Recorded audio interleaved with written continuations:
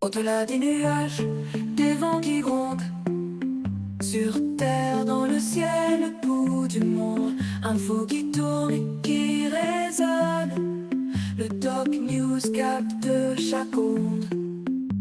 Les nuages dansent le bas. Salut à tous, c'est le Doc News pour la news, j'espère que vous allez bien. Moi ça super, je remercie tous ceux qui s'abonnent actuellement sur la chaîne. Nous approchons actuellement proche des 2000 abonnés, donc c'est super bien. C'est super bien, autant continuer sur l'actu sur l'agriculture, direction les USA. Et oui, pour ceux qui ne l'auraient pas vu, Donald Trump vient de dire qu'il va donner 12 milliards d'aides pour les agriculteurs. Et oui, un chiffre qui fait beaucoup parler dans le monde agricole, 12 milliards de dollars. C'est le montant qu'une aide exceptionnelle annoncée par les agriculteurs américains confrontés à une crise profonde.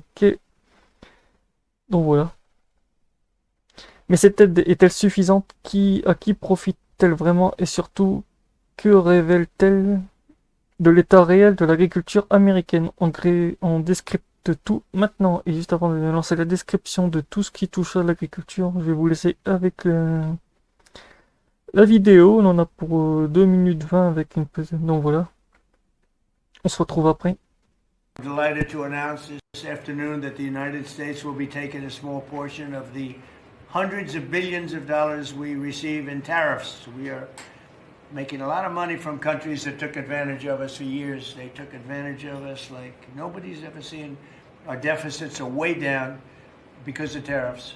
I guess because of the election, because without the election you wouldn't have tariffs. You'd be sitting here losing your shirt. But we're taking in billions. We're really taking in trillions of dollars, if you think about it, Scott, because the real numbers, you know, when you think of all the money being poured into the country for new auto plants and all of the other things, AI. So what we're doing is we're taking a relatively small portion of that, and we're going to be giving and providing it to the farmers in economic assistance. And we love our farmers, and as you know, the farmers like me, because you know, based on voting trends, you could call it voting trends or anything else, but they're great people. They're the backbone of our country. So we're going to use that money to provide $12 billion in economic assistance to American farmers. $12 billion is a lot of money, Meryl. What do you think? Peanuts for you, though, right? Peanuts.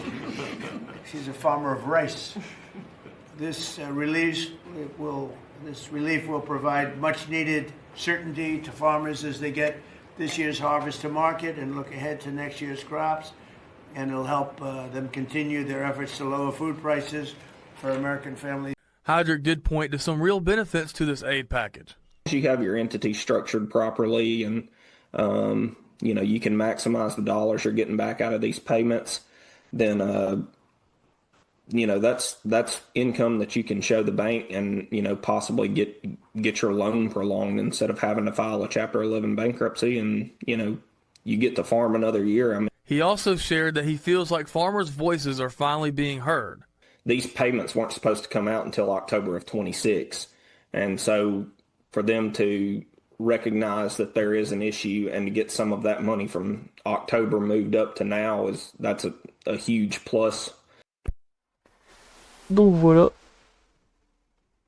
Et je vais vous montrer aussi une carte en arrière-fond qui montre aussi tout ce qui touche à l'agriculture aux USA. Parce que oui, aux USA, il y a beaucoup d'agriculteurs, ça paraît pas, mais certains états aux USA sont énormes. C'est pour ça que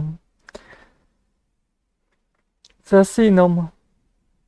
Après, pour en revenir dans le contexte, depuis plusieurs années, les agriculteurs américains font face à une tempête économique parfaite. Des prix des matières agricoles en chute, des coûts de production en forte hausse, carburant, engrais et matériaux, des marchés d'exportation fragilisés, notamment vers l'Asie, et une installation commerciale liée aux tensions internationales. Résultat, de nombreux exploitants travaillent à perte. Et les faillites agricoles en demandent. Comme vous l'avez vu sur le début de la vidéo, le chapitre 11, en gros, vous met votre ferme en banqueroute.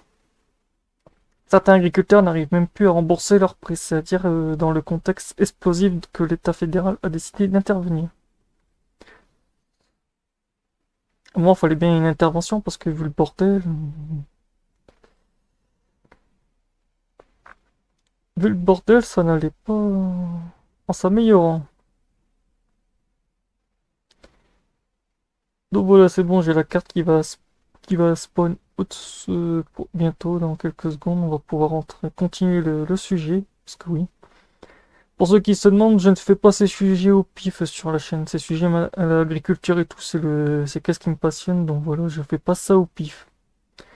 Et pour ceux qui se demanderaient, je ne fais pas ça non plus pour les vues ni rien. Je suis là pour soutenir tous les agriculteurs dans le monde, malgré que c'est vrai que c'est un peu le bordel même en France. Donc autant.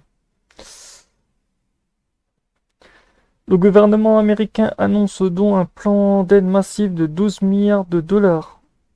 Objectif officiel, éviter l'effondrement du secteur agricole, soutenir la trésorerie des exploitations, maintenir la production nationale. Cette aide est présente comme une réponse urgente destinée à amortir les pertes économiques subies par les agriculteurs ces derniers mois. Mais comment cet argent est-il réparti? Sur les 12 milliards de dollars, environ 11 milliards sont destinés aux grandes cultures, maïs, soja, blé, coton. Environ 1 milliard concerne les cultures spécifiques, fruits, légumes, production locale spécifique. Les paiements doivent être versés directement aux agriculteurs en fonction des surfaces cultivées. Eux, aux USA, ils appellent ça des acres. Des pertes économiques estimées, ça c'est, je sais pas comment ça voilà. Des déclarations officielles auprès de l'administration agricole, mais pour beaucoup cet argent est vital mais temporaire. Ah ben c'est sûr. Sur le terrain, les réactions sont partagées. Certains agriculteurs saluent une bouffée d'oxygène. Ils parlent d'un soutien indispensable pour payer les factures, acheter les semences, préparer les prochaines saisons. D'autres sont beaucoup plus critiques selon eux. 12 milliards, c'est insuffisant. Les pertes réelles se chiffrent en dizaines de milliards. L'aide ne couvrira pas la durée ni la profondeur de la crise. Un agriculteur résume ainsi la situation. Ce n'est pas un plan de sauvetage, c'est juste un pansement.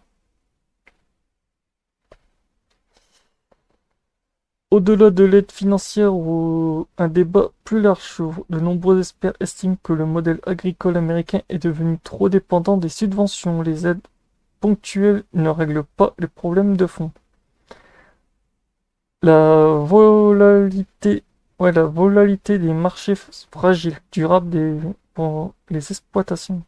Certains dénoncent ainsi une agriculture sous perfusion, où l'État intervient après un coup, sans réforme structurelle à long terme. Aïe aïe aïe. Cette aide n'est pas seulement économique, elle est aussi politique. Le monde agricole représente des milliers d'emplois des États-Unis, un poids électoral majeur. Ne pas soutenir les agriculteurs aujourd'hui, c'est risquer une crise sociale, économique et politique majeure demain. En conclusion, alors que 12 milliards de dollars c'est énorme, mais face à l'ampleur de la crise agricole, est-ce insuffisant, est-ce durable ou est-ce simplement un sursis? Une chose est sûre, l'agriculture américaine traverse une période critique et ce plan d'aide pourrait n'être que le début d'une série de mesures bien plus lourdes. Ah bah ça. Et là, quand je vous expliquais sur cette map, avant de finir sur cette conclusion de tout ce qui touche l'agriculture, comme vous le voyez, les plus grosses fermes se trouvent au Texas. Après, il y a un peu la Californie, le Nevada, il n'y en a pas beaucoup, l'Oregon non plus, Washington non plus, sont quand même un peu. En ce moment, ils sont bien touchés par les inondations en ce moment. Washington. Le Montana, le Dakota, c'est tout ce qui est jaune assez dense, avec un bon climat.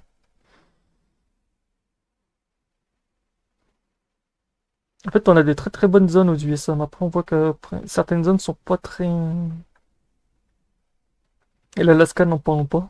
1,14 fermeur, que dalle. Donc voilà, c'est tout pour cette vidéo. On se retrouve pour de prochaines news. Portez-vous bien. N'hésitez pas à liker, partager, commenter, abonne-toi et tchuss.